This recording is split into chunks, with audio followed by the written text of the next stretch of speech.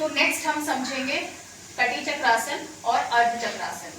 तो सबसे पहले तो ये हमें समझना है कि कटी चक्रासन एक अलग चीज है और अर्ध चक्रासन एक अलग चीज है।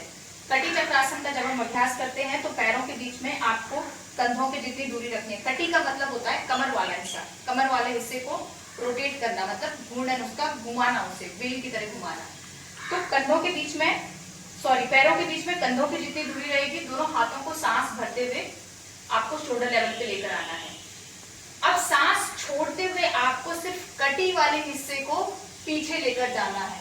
पैर आपके सेंटर में ही रहेंगे। इसको आपको होल्ड करना है जितनी देर आसन है, तो आसन को होल्ड करेंगे, सांसें लेते और छोड़ते रहेंगे। कम से कम इसे 1 मिनट तक आप इसे यहाँ पे होल्ड कीजिए, फिर सांस भरते हुए वापस आएंगे और सांस छोड़ते हुए ऑपोजिट साइड जाएंगे। ये हमारा कटी चक्रासन है।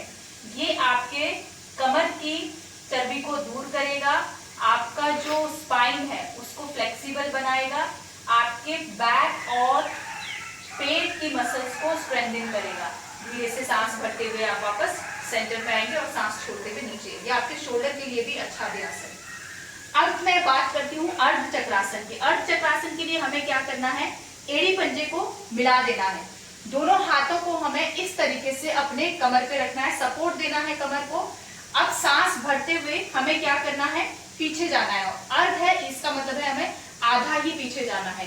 तो सांस भरते हुए पहले हमें अपने नेक को पीछे लेकर जाना है, फिर अपने थोरैसिक को एंड देन बैक को बेंड करना है। ये एड़ी पंजे को मिला के और यहाँ पर आपको होल्ड करना है। सांसें लेते और छोड़ते रहना है, सांसों को रोकना नहीं है।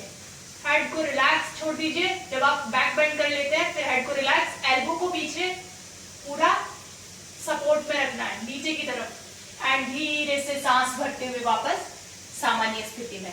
अब क्योंकि हमने बैक बेंड किया है तो इसका काउंटर पोज के लिए आपको दोनों हाथों को स्ट्रेच कीजिए और सांस छोड़ते हुए धीरे से सामने की तरफ पादहस्तासन की स्थिति में हल्का सा ये हाथों को सामने की तरफ ही रखिए।